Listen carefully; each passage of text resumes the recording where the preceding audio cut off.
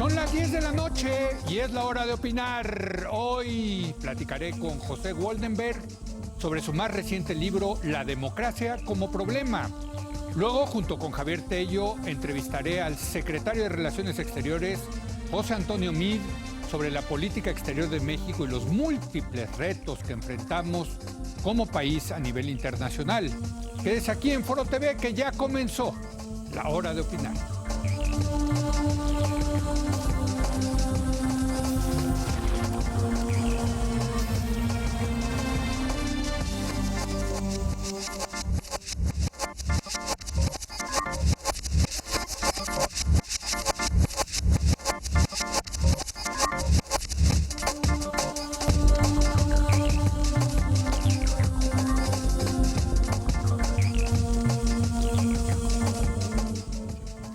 Muy buenas noches. El Colegio de México y la UNAM acaban de publicar en su colección Grandes Problemas el más reciente libro de José Goldenberg, La democracia como problema. Como señala el autor en la introducción de este texto, a lo largo de varias décadas pensamos a la democracia como una solución. Era la receta para desmontar nuestro sistema autoritario, dar vida al equilibrio entre los poderes, hacer realidad el federalismo y permitir la alternancia. Con democracia, además, desaparecería la corrupción, los abusos, las violaciones a los derechos humanos y se desataría el crecimiento económico, al mismo tiempo que se atendería el grave problema de la desigualdad y la pobreza. Sin embargo, si bien la democracia sí resuelve algunos problemas, hoy nos queda claro, dice el autor, que no todos. Además, tiende a ser más compleja la gestión de gobierno, la relación entre los poderes constitucionales y entre estos y los grupos de interés. Por ello, argumenta Goldenberg, es el momento de pensar a la democracia ya no como solución, sino como problema. Lo que su nuevo libro pretende es precisamente esta reflexión, repensar la democracia como problema en el contexto de los problemas que enfrenta y genera para así lograr su consolidación. Y para platicar de este interesante e importante texto nos acompaña su autor, José Goldenberg. Pepe, ¿cómo estás? Bienvenido, muy buenas noches. Buenas noches, Leo. Es un gusto estar contigo, con tu auditorio. Pues es un ensayo. Es un ¿no? ensayo. Es un ensayo largo, convertido en libro, que tocas, me parece, pues muchísimos temas que podríamos pasarnos toda una mesa hablando precisamente de ese problema. Pero me gusta tu enfoque de, valga la redundancia, cambiar el foco de la democracia como solución a democracia como problema. Sí, bueno, la idea del libro es más o menos la siguiente. México cursó lo que yo llamo una transición democrática. El país fue capaz de desmontar un sistema autoritario, unipartidista, construir un sistema partidista más o menos equilibrado. Pasamos de elecciones sin competencia a elecciones altamente competidas, de un mundo de la representación monocolor a un mundo de la representación plural. Eso significó que hoy el presidente está acotado por otros poderes constitucionales, lo que no sucedía antes. Hoy tenemos un Congreso que se explica su mecánica por la correlación de fuerzas e incluso la Suprema Corte de Justicia, que durante muchos años en política no pintaba, hoy juega un papel importante. Y sin embargo, creo que todos podemos constatar que hay un enorme desencanto, hay un malestar social muy profundo. Y cuando a la gente se le pregunta por su aprecio o desprecio por los instrumentos de la democracia, que son los partidos, los políticos, los parlamentos, los gobiernos, pues esos instrumentos sacan calificaciones muy bajas. Entonces la pregunta que se hace el libro es, ¿qué ha sucedido? ¿Cuáles son las fuentes de ese desencanto, de este malestar? Y para decirlo muy rápidamente y empezar la conversación, lo que dice el libro es, uno, hay problemas que están en el código genético de la democracia. Pero además, para todos los países, digamos. Sí, digamos que, que es un código genético común a todo el régimen democrático. Y que vale la pena pensar en ellos.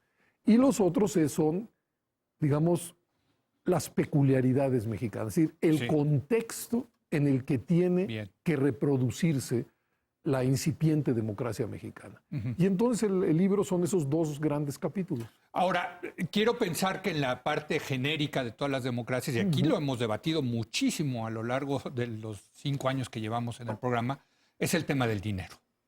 El dinero es un tema común y corriente en todas las democracias. ¿Cómo pervierte el dinero a la democracia? ¿Se trata en este libro? No. ¿No? Ah, mira, No, interesante. o sea, el centro de la atención en, en el tema del código genético de la democracia, en el caso mexicano, digamos, es la existencia de un régimen presidencial multipartidista en el cual es difícil generar mayorías parlamentarias. O sea, el foco es en las reglas. En las reglas y en la correlación de fuerzas políticas. Correcto. Es decir, la gran novedad, creo yo, de México, bueno, ya no es tan novedad, pero a partir de 1997 a la fecha, los últimos 18 años, el rasgo que para mí más característico de la política mexicana es que ninguna fuerza política tiene mayoría absoluta en las dos cámaras del Congreso. Y eso ha generado un gran debate. Y eso, bueno, y eso lo que sabemos, pues lleva a que o se dialoga, se acuerda, se pacta, o simple y sencillamente no hay pues iniciativa que salga del Congreso. Es decir, todo lo que ha salido de 1997 a la fecha, desde una reforma constitucional, una reforma legal, el presupuesto, la ley de ingresos o incluso la integración de una comisión, todo ha sido a partir de acuerdos en el Parlamento. Pero la verdad es que eso hace más tortuoso, más difícil, más complejo la gestión del propio Parlamento. ¿No? Bueno, yo digo que eso era lo que aspirábamos. Pues sí, ¿no? O sea, esa fue la gran aspiración. Sí. Veníamos de la idea de que una voz ordenaba todo, que México era un país monolítico, que un solo partido era el que ocupaba todos los cargos de la representación, y lo que queríamos precisamente era un pluralismo instalado en el cuarto de máquinas del Estado, porque ese pluralismo, pensábamos, representaba mejor a una nación diversa, plural, compleja y demás. Pero, por ejemplo, ese dato, que es un dato duro de la nueva política mexicana, digo yo, es muy mal evaluado todo el tiempo. Es decir, no nos gusta ver el conflicto, digamos, ¿no? Digamos, hace unos años el asunto era no se ponen de acuerdo, cada uno tiene su programa, no ven por los intereses generales, solamente por los intereses, etcétera, etcétera.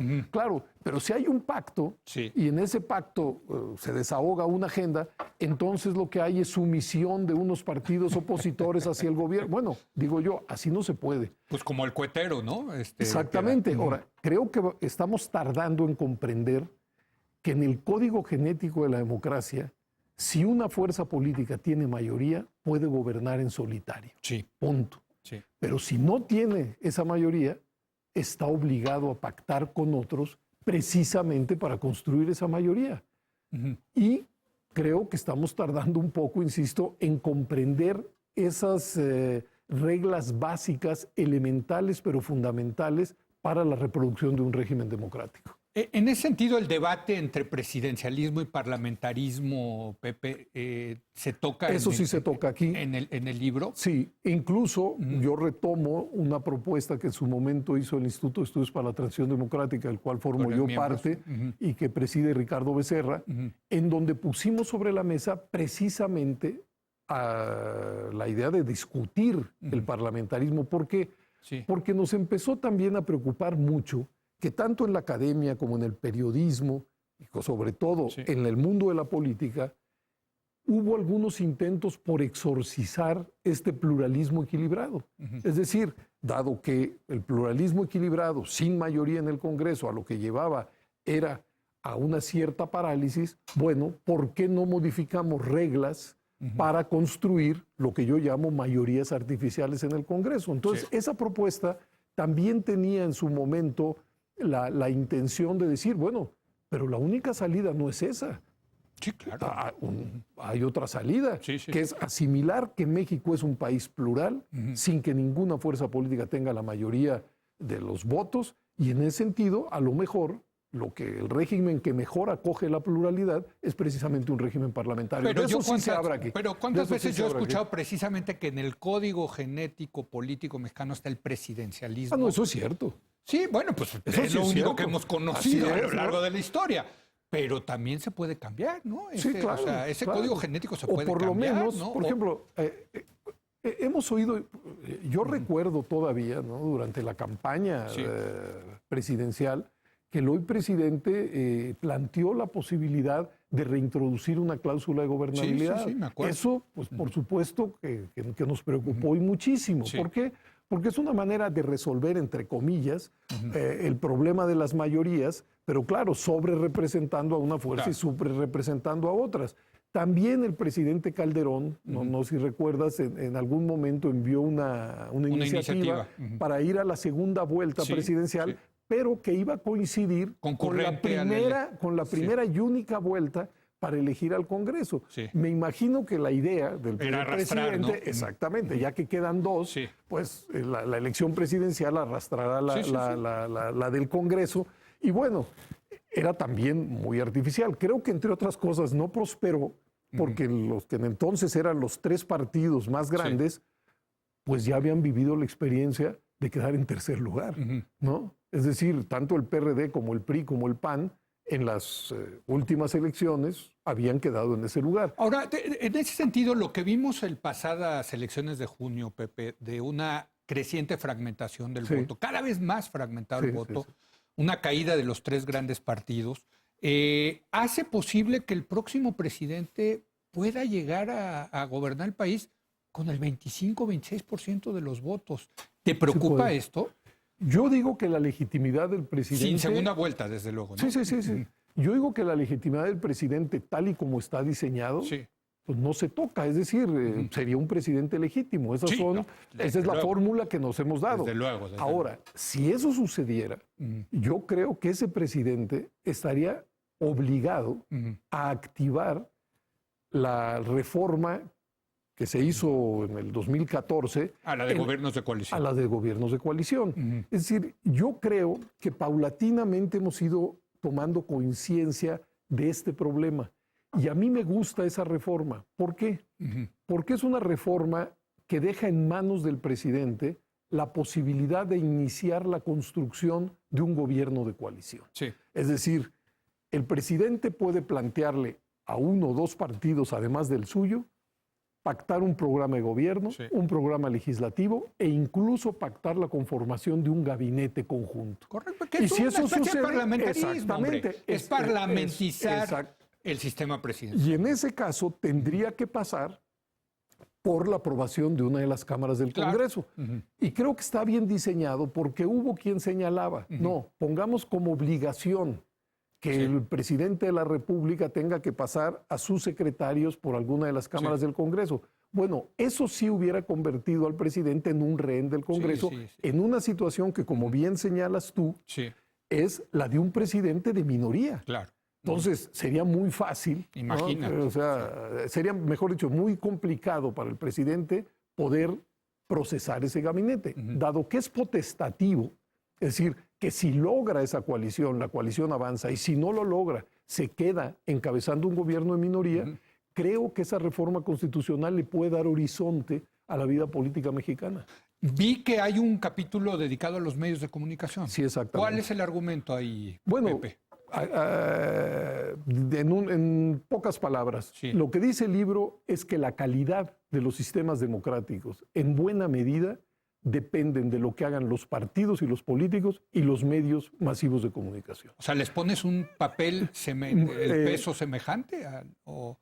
Digo, no hay porcentajes a uno u otro, pero yo sí creo... Pero sí les das una gran importancia, digamos. O sea, de lo que hagan o dejen de hacer los medios depende en buena medida la comprensión, el nivel del debate, la sofisticación de las diferencias políticas o no. Y bueno, eso es el centro. ¿Hemos fallado en ese sentido, Pepe? Yo creo, ¿no? Por ejemplo, yo creo, y eso se apunta aquí, que por ejemplo, la academia y los medios no fuimos capaces de hacer un seguimiento puntual de lo que fue la transición democrática mexicana. Fue una transición muy lenta. Para mí fue desde el 77 hasta el 97. Hubo 6 reformas electorales. Y a lo largo de todo el trayecto, creo que la academia y los medios no fuimos capaces de socializar lo que estaba sucediendo. Y yo me doy 2 respuestas. Digo, ¿por qué sucedió eso? Bueno, uno, porque desde el lenguaje oficial, pues no había transición ninguna. México siempre había sido una democracia y una democracia que se perfeccionaba. pero desde el lado de cierto, digamos, pensamiento opositor, tampoco se valoraban las reformas, porque decía, esto es legitimar al gobierno en turno. Entonces, al final, pareció que el 2 de julio del 2000 era un acto de magia y no la desembocadura de un proceso y de un proceso realmente complejo y muy interesante, ¿no? En el cual se modificaron normas, instituciones, modificó la correlación de fuerzas. El asunto fue primero de los municipios, luego llegó a las gubernaturas y finalmente a la presidencia. Es decir, fue un proceso muy interesante que no documentamos con suficiencia, al grado que hoy mismo en México se discute si hubo o no transición, si ya comenzó. Yo veo analistas que todavía dicen que México no es una democracia. No, por eso. O que hubo solamente gatopardismo, o los que dicen que hay una vuelta en U. Es decir, no fue, a diferencia de lo que sucedió en otros países, pienso en España, por ejemplo, si uno va y habla con el taxista. Ahí sí hay un rompimiento, claro, ¿no? No, bueno, pero ahí hubo un esfuerzo intelectual. Claro, los grados de comprensión son distintos. Pero si uno habla con cualquier español, sabe que hay un antes y un después. Es decir, una dictadura que era la de Franco y luego una democracia que se construyó en tales años. Bueno, yo digo, en nuestro caso, también transitamos de una manera muy diferente y demás. Aquí nunca hubo una dictadura, un régimen autoritario, de ese autoritarismo a una germinal democracia. Y no fuimos capaces de... Bueno, me temo que las claves de comprensión de la nueva política mexicana pues tampoco se están socializando con suficiencia. Y yo creo que sí, eso es una de las tareas fundamentales de los medios. Ahora, tú también hablas del discurso antipolítico, ¿no? Que se está generando. Y bueno, tú sabes, yo estoy a favor de los candidatos independientes, pero, por ejemplo, muchos de esos candidatos independientes, estoy pensando, por ejemplo, en el Bronco, en Nuevo León, ganan con un discurso antipolítico. Así es. ¿No? A ver, yo digo que los candidatos independientes están bien. Es decir, es una nueva opción para que gente se pueda incorporar a la política y además le generan un contexto de exigencia a los partidos. Lo que yo he sostenido a lo largo del tiempo es que lo que no me gusta es precisamente el discurso antipolítico. Y esta es una idea que yo tomo de Andreas Schedler, no es original. Él dice que el típico discurso antipolítico consta de lo siguiente. Es decir, en términos retóricos, hay un pueblo bueno, hay una clase política mala y quien habla, por supuesto, habla a nombre del pueblo bueno. Y entonces la lucha es pueblo versus políticos y claro, siempre encabezados, los sentimientos de este pueblo encarnan en un hombre adánico. Es decir, y pues la verdad, y eso lo vamos a empezar a aprender también, por fortuna, cuando una persona, digamos, independiente, entra a la boleta para ser presidente municipal, gobernador o presidente de la República, en ese momento el ciudadano se convierte en un político. No hay escape. Pero además, si ese político quiere tener éxito, ¿qué es lo que hace? Se dota de una estructura, teje una red de relaciones, genera un discurso donde está un diagnóstico. Hace política y crea un partido, aunque no lo llame así. Ese partido puede ser personalista, puede ser distrital, puede ser de un estado, puede ser regional, puede ser efímero, no, pero es un partido. Es decir, si vamos a tener democracia, y espero que sí, y espero que se asiente nuestra, y sobre todo, bueno, que además se consolide y que mejore mucho, requerimos de partidos, es decir, de organizaciones que agreguen intereses y que nos permitan discernir entre los diferentes diagnósticos y propuestas que hay en México. Ahora, decía Tocqueville desde el siglo XIX que la columna vertebral de la democracia era la sociedad civil, que también estamos una sociedad participativa, de eso sí habla, informada, en fin. Y eso también aquí lo hemos tratado en el programa, ¿no? Sí, lo estamos realmente... Y sí es una terrible herencia del régimen autoritario que dejó una sociedad civil bastante endeble, bastante flaquita, ¿no? Ese es todo un capítulo de este libro. Contra los que creen que la ecuación instituciones de Estado, sociedad civil, es una especie de suma cero, es decir, que lo que gana el Estado lo pierde la sociedad civil o lo que gana la sociedad lo pierde el Estado, lo que aquí señalo yo es que es exactamente lo contrario. Es decir, que ahí puede ser una suma positiva. Para que el Estado sea un Estado democrático, requerimos de una sociedad civil robusta, plural, implantada. ¿Y qué tenemos? Una sociedad civil muy epidérmica y muy polarizada. Es decir, somos muy pocos los mexicanos que participamos de manera puntual y recurrente en los asuntos públicos. Si tuviéramos más organización civil, con agendas, con puntos de vista, la vida política sería más robusta y eso impactaría a las instituciones estatales y les generaría un contexto de exigencia. Pero al mismo tiempo, para que se desarrolle la sociedad civil, es necesario que las instituciones estatales sean democráticas, porque en los regímenes autoritarios, dictatoriales o peor aún totalitarios, no les gusta, bueno, lo que quieren son refractarios es siempre una claro. sociedad civil que sea el espejo del poder. Y toda voz disidente, pues simple y sencillamente es perseguida, ¿no? Entonces, precisamente uno de los asuntos que toca el libro es la necesidad de construir, digamos, instituciones estatales democráticas y una sociedad civil mucho más robusta. Bueno, pues el libro es de la colección Grandes Problemas, ¿no? La democracia como problema, un ensayo de José Woldenberg. Y hay que decir, me gusta esto de enfocarlo como un problema, pero yo sí sigo pensando que la democracia es el mejor sistema de gobierno. No, bueno, que hay que se ha inventado en la historia de la humanidad, ¿no? Esa es la tesis del libro. Sí, claro, con todos sus problemas. La tesis del libro es plantear a la democracia como problema para no tener una visión ingenua de la misma. Claro. Precisamente si la queremos fortalecer, si queremos que siente raíces y que dure y perdure, hay que ver de frente los problemas que están en el código genético de la democracia y los problemas que están más allá de la política y que inciden en este mal ambiente, con razón, contra los políticos, los partidos, los parlamentos. Sí, porque, digamos, la democracia tiene muchísimos problemas. Yo supongo que aquí están asentados.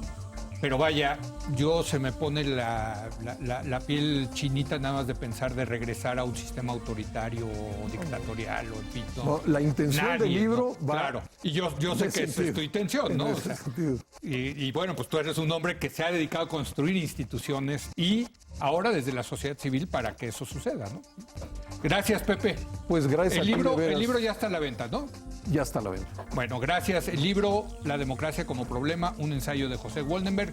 Vamos a una pausa y vamos a regresar a platicar con el secretario de Relaciones Exteriores, José Antonio Meade, para platicar de la política exterior mexicana. Quédese aquí en Foro TV que continúa La Hora de Opinar.